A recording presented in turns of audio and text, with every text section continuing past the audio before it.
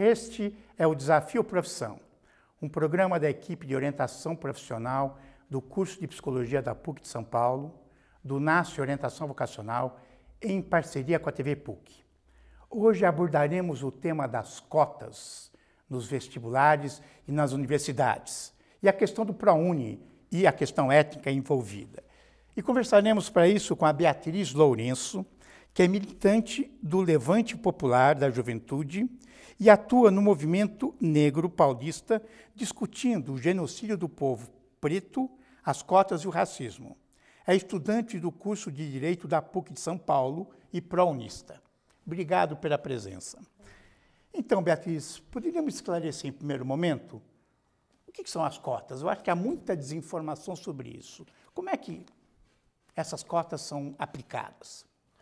Bom, acho que a primeira coisa é que a questão das cotas é um debate que é feito há muito tempo no Brasil. É que nos últimos tempos isso vem ganhando mais força.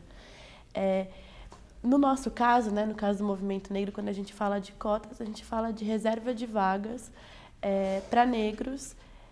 E aí essa reserva de vagas pode ser, por exemplo, nas universidades, mas ela também pode ser feita no mercado de trabalho, enfim. Nos concursos públicos. É isso, nos concursos públicos. A gente debate o que essa reserva de vagas, entendendo que hoje, quando a gente olha para esses espaços, nós, por exemplo, para as universidades brasileiras, a gente tem poucos negros, né?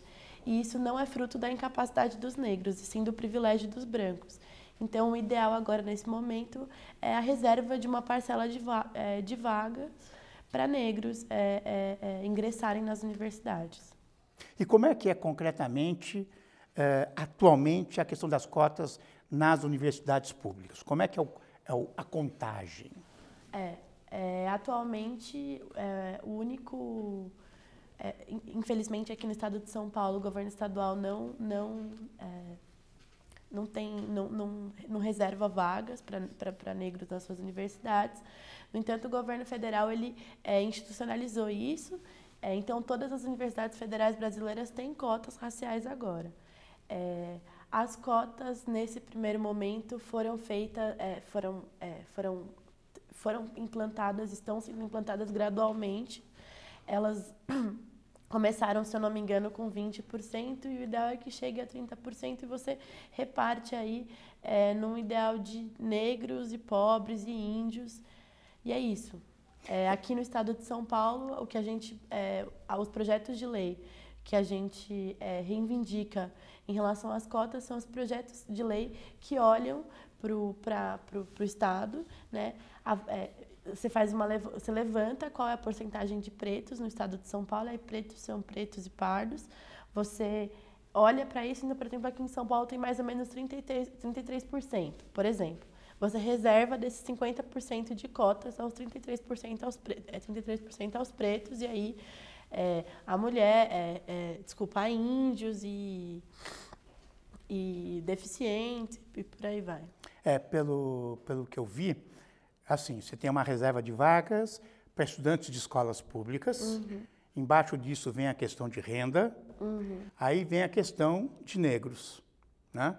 Que devem obedecer à porcentagem que o IBGE computa. Exato. Na região, na cidade. Quer dizer, não são 50% das vagas das universidades para negros. Não. Né? Quer dizer, é uma visão incorreta que se divulga por aí. Eu acho que não se divulga essa visão incorreta muito à toa. Assim. As pessoas são... existe uma parcela da população, né, que não tem interesse que você... com a instituição do sistema de cotas, inclusive porque a universidade é privilégio, né? E aí você ter que dividir privilégio não me parece uma coisa muito agradável para algumas pessoas. Mas isso, infelizmente, foi propagandeado, né, de que a gente, primeiro, que o movimento negro ele nunca debateu as cotas aos pretos, isolando isso do debate de renda. Nunca, isso nunca aconteceu. Sei. Nós sempre compreendemos que os pretos e os pobres não estão nas universidades. Só que, mesmo assim, nesse meio desigual, os pretos estão menos nas universidades. Né? Então, é isso, a gente continua reivindicando a reserva de cotas para pobres, mas reivindica para pretos também.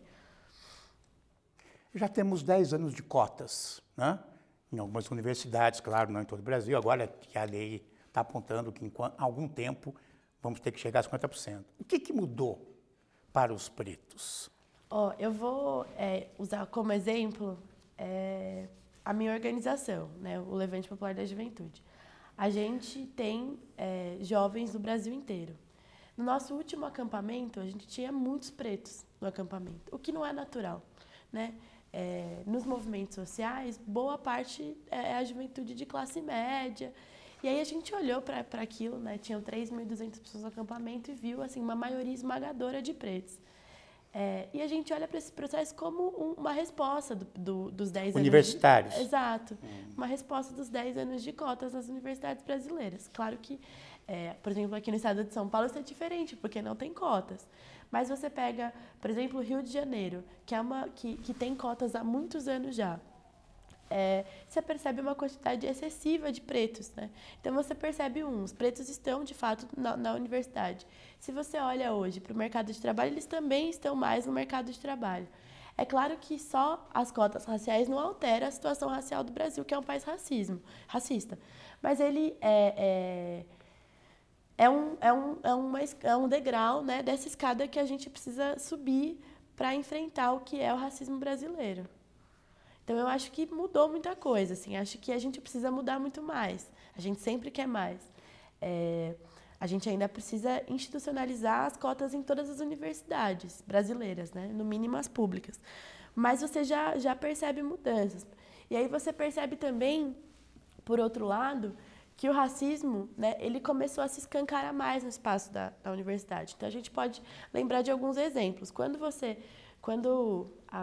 Se eu não me engano, 3 anos atrás, agora eu não tenho certeza, o STF julgou a constitucionalidade das cotas na Federal de Brasília, você teve rapidamente uma resposta racista de várias figuras. Assim, as pessoas ficaram muito bravas, fizeram manifestações com cartazes racistas. Deu um abaixo-assinado, Exato. Da anticonstitucionalidade. E você ali, quando esse tipo de coisa acontece, embora seja muito difícil para lidar com isso, você percebe como você estimula a contradição, né? Finalmente, as pessoas se deparam com a contradição do racismo. Então, eu acho que mudou. A gente tem outro debate racial no Brasil hoje, a gente tem um debate mais racializado. Mas estamos longe ainda. Precisamos, né? Eu acho que se a gente passasse 10 anos só formando pretos no Brasil, a gente ainda não conseguiria chegar ao número, equiparar ao número de brancos formados no ensino superior. Vejam, o Racionais tem uma música de 1997 que eles falam que nas universidades brasileiras apenas 2% são negros. Não mudou muito, estamos em 4%. Mas estamos caminhando. Eu trabalho com orientação profissional e essa questão é debatida com todo mundo. Os jovens que já discutem a questão, eles trazem, né, disfarçadamente, né, o seguinte argumento: não, né, deveríamos melhorar a educação para todos, na educação pública, e aí as pessoas teriam igualdade de condições para disputar com as pessoas mais privilegiadas. Como é que o movimento responde a este argumento? Não responde com muita paciência, não. Porque, na verdade, assim, eu também quero que a educação melhore. Claro. Só que eu não aguento mais esperar a educação melhorar, né? Então, a gente vai melhorar a educação básica um dia, e aí um dia a gente vai inserir pretos nas universidades, o que é um absurdo. Então, não dá tempo de esperar a educação melhorar. E a educação precisa melhorar, e aí eu gosto de perguntar para essas pessoas assim, o que você fez hoje para a educação melhorar?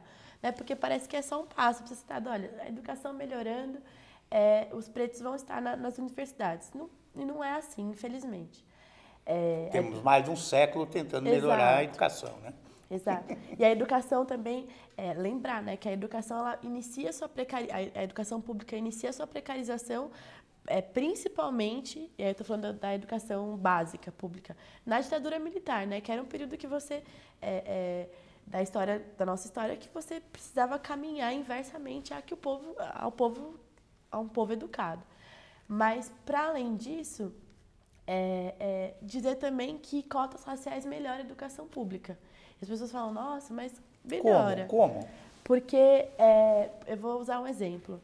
Eu faço direito, mas podia estar fazendo outro curso.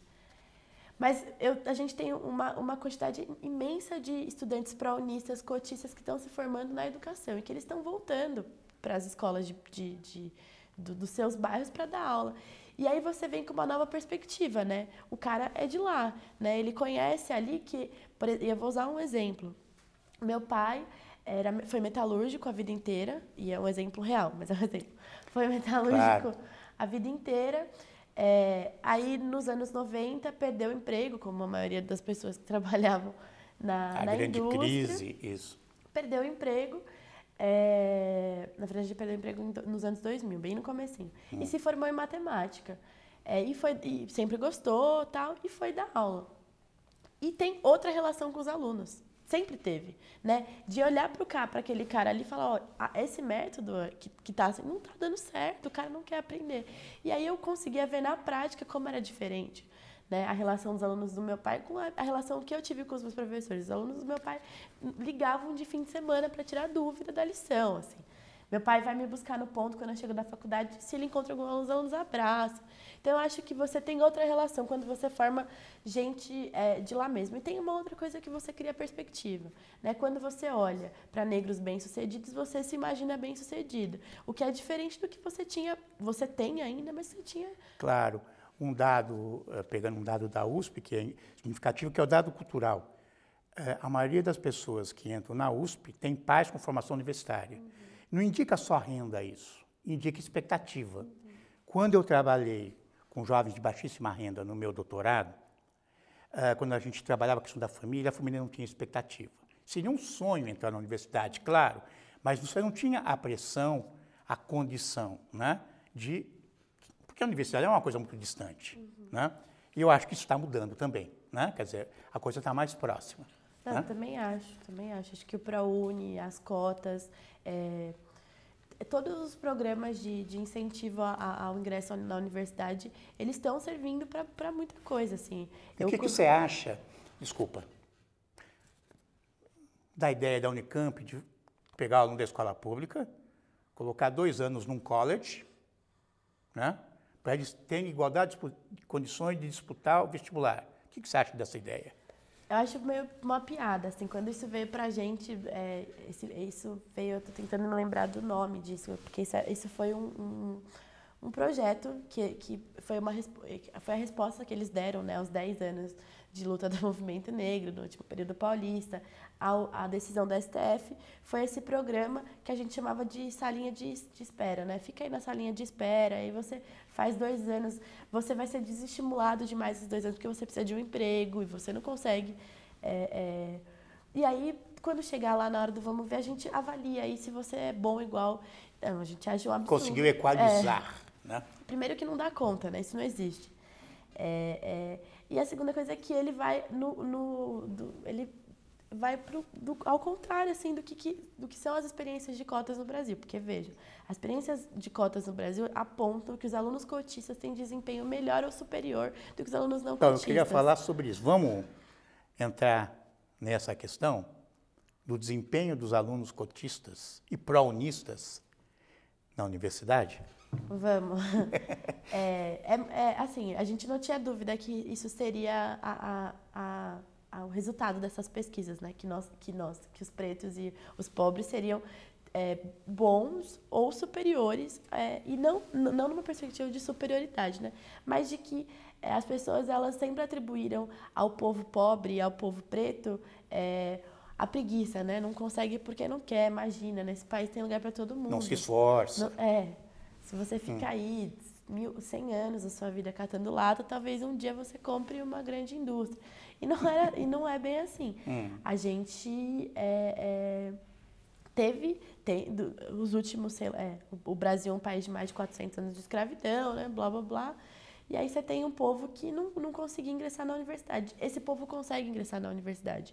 E a educação tem muito valor pra gente. Assim, a gente parece que não, né? Mas a perspectiva de transformar a sua vida e a vida da sua família, por vezes, é o grande estimulante para esse cara ser tão bom ou ser melhor. E tem mais uma coisa, quando você é ProUnice, preto, você é muito mais cobrado, né? Muito mais cobrado. E a gente, eu acho que na medida que a gente é mais cobrado, né, a gente infelizmente, assume, né, a responsabilidade de provar o quanto você é bom, o que é bom, né, porque a gente mostra para o mundo o desempenho, a capacidade que nós sempre tivemos, mas que é muito difícil também a vida de um cotista, de um ProUnice numa universidade, inclusive porque o acesso ele não basta, né, a gente precisa discutir acesso e permanência. Permanência, claro.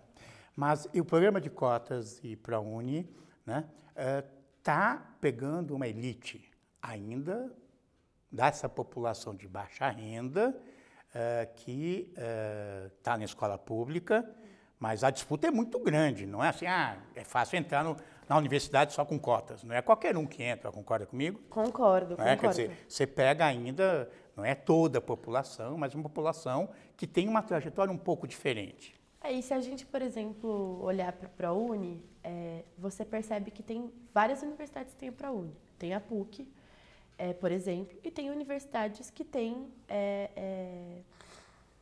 um reconhecimento menor, né? São menos disputadas. Né? E isso você percebe aqui, por exemplo, na PUC mesmo, quem são os estudantes do ProUni da PUC e quem são os estudantes do ProUni das outras universidades. Isso é uma coisa que a gente percebe. E outra coisa que isso que você falou, de perspectiva, né, do pai, eu acho que eu só tenho essa perspectiva de estudar, e meu irmão também, porque eu sou filha de uma assistente social e de um cara que se formou mais velho, mas que eram 2 militantes. Mas isso não está dado para o todo, né, claro, do povo brasileiro, infelizmente, ainda, né? Mas, enfim, eu acho que quando a gente estabelece esse debate de perspectiva, a gente consegue compreender, sabe? Fazer um projeto de vida, exato. Correr atrás. Tem um dado como orientador profissional, eu tenho trabalhado com isso em congressos e com os colegas, que a escolha profissional nesses programas não é contemplada.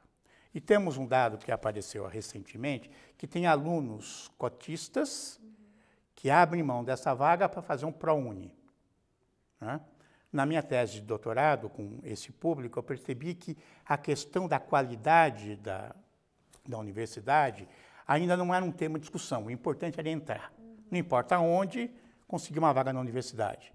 Talvez mais para frente essa população vai discutir a questão da qualidade. Mas o que indica isso? A pessoa quer fazer um curso, não tem número suficiente pelo Enem, e tem um número suficiente para pegar um outro curso e vai fazer. Quer dizer, a escolha desta pessoa não está trabalhada. Ela entra em qualquer coisa. Essa mudança, então eu queria fazer um curso que é mais disputado, pelo SISU e ProUni, pelo ProUni, eu posso entrar. O que você acha disso? Como é que essa escolha profissional encontra a questão da pontuação, determinando o curso que ele vai fazer?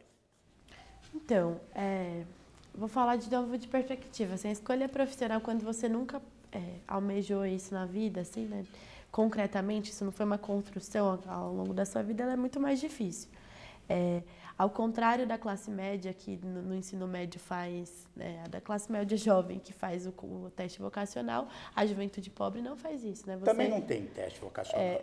Faz mais, né? Por exemplo, eu olho para minha orientador. Eu lembro... Mas a pessoa escolhe a creche pensando na universidade, exato, na família, né? Eu olho para a minha própria sala da faculdade e todo mundo já tinha como perspectiva o direito, assim. Mas eu acho que eu fico um pouco confusa assim para responder, porque eu acho que isso é uma coisa, né, quando você não construiu essa perspectiva do que você ia ser. E a segunda coisa é que a gente ainda busca a universidade, e que bom, e, né, isso precisa ser discutido, mas como um caminho para você ascender financeiramente. né? E aí a escolha da sua carreira muitas vezes está relacionada a como é que você vai, aonde você vai ganhar mais dinheiro. E as pessoas querem fazer faculdade, então elas vão tentando ali, né? Eu não sei se você conhece o procedimento ali para você se inscrever, Claro. mas você vai tentando o que Pontos. dá. O que eu tenho ponto suficiente. Exato. Em relação ao ProUni e às universidades públicas, por exemplo, a minha nota que eu entrei na PUC me serviria para entrar numa universidade federal que é fora do estado de São Paulo, que eu não teria condições No mesmo curso. No mesmo curso. Tá. Eu não teria condições de me manter financeiramente nessa faculdade, sair de casa, enfim. Então, optei pelo ProUni na PUC. E tem muito mais vaga de ProUni do que de universidade pública no estado de São Paulo. Isso eu tenho certeza. Eu não sei como isso é nacionalmente. Mas tem muito mais vaga. Enfim, eu acho que a gente precisa... agora, assim, com uns 10 anos de ProUni, a gente começa a respirar 10 anos, os primeiros anos de pessoas formadas, né? Que você, por exemplo, tem um cara na sua família que se formou em Direito, ele é advogado. Você fala, nossa, talvez eu queira ser advogado. Mas tem também um médico na minha família, então talvez eu queira ser médica. Então, eu fiz um doutorado, eu sou orientador profissional e eu defendo orientação profissional para todos, na escola. E, provocativamente, o livro saiu do doutorado e chama Orientação Profissional para Pobres. Não que eu defenda uma orientação diferenciada, mas que se traga este público como fonte de pesquisa e se ofereça para todos. Vamos falar um pouco da sua experiência agora como prounista, né? Como é que tem sido? Você está no 5º ano de Direito? Como é que tem sido esta vida de prounista num curso de elite, né, como o da PUC, como prounista e preta? Dá medo até de responder isso, né? Olha, desde que eu entrei na PUC, assim, eu entrei na PUC honestamente com muitas ilusões sobre essa universidade, assim, que é uma universidade que eu gosto muito, que eu vou ter muito carinho para sempre de ter me formado aqui, mas com ilusões de que isso não estaria dado, né? Porque é isso, assim, a gente acha que entrou e vai ficar tudo bem. E não é. Eu me lembro que nos primeiros, e aí quando eu te falei da permanência, é isso, né? Nos primeiros meses da faculdade, antes do primeiro estágio, eu comecei a faculdade em março, em maio eu já estava no primeiro estágio. Não tinha dinheiro para chegar na faculdade. Tinha que dar um jeito, tinha que vir só de ônibus.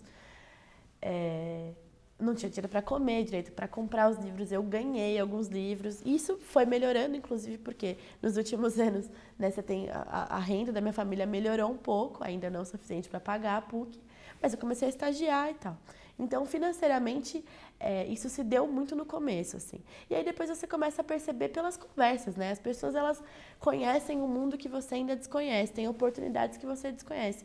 As pessoas falam inglês na sua frente e acham que naturalmente você tem que falar inglês também. Se você não fala, você é uma grande aberração. Eu acho que na PUC, nos últimos tempos, apareceram casos de racismo. Logo que eu estava no primeiro ano, uma estudante negra foi vítima de racismo, né? É que, na verdade, quando a gente fala de racismo, a gente fala, pô, o racismo é estrutural, né? Será que a PUC será que o curso de Direito é um curso racista? É um curso racializado. Vejam, se eu olho para a minha sala hoje, tem 4 pretos. Se eu contraponho isso com o total de pretos na população brasileira, tem alguma coisa errada, né?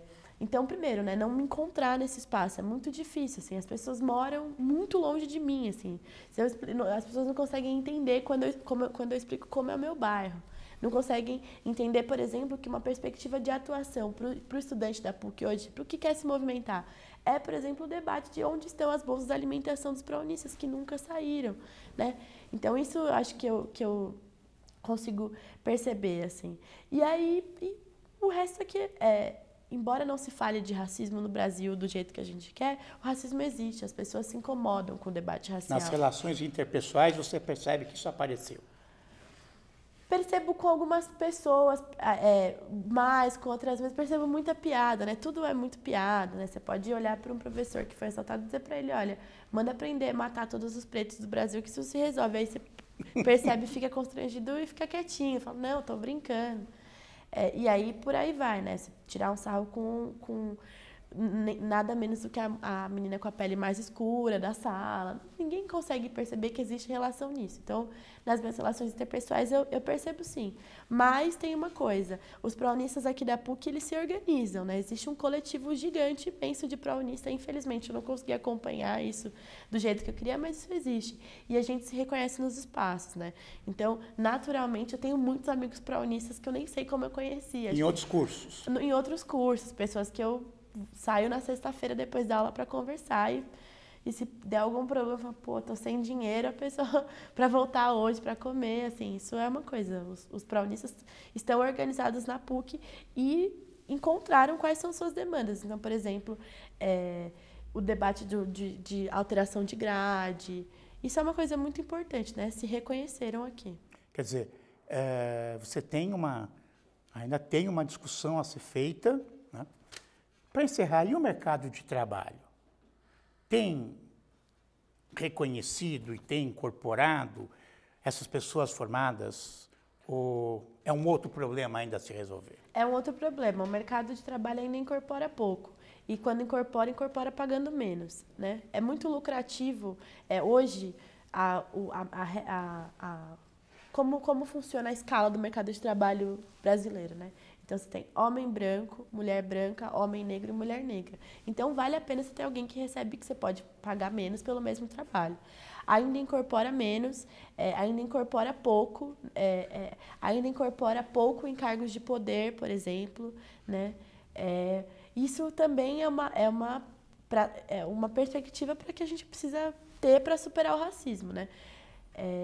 Entender que o racismo está centrado no debate de poder, né? Ele tem tudo a ver com o debate de poder. Educação é poder, trabalho é poder, enfim. Eu agradeço a sua participação e até o próximo Desafio Profissão.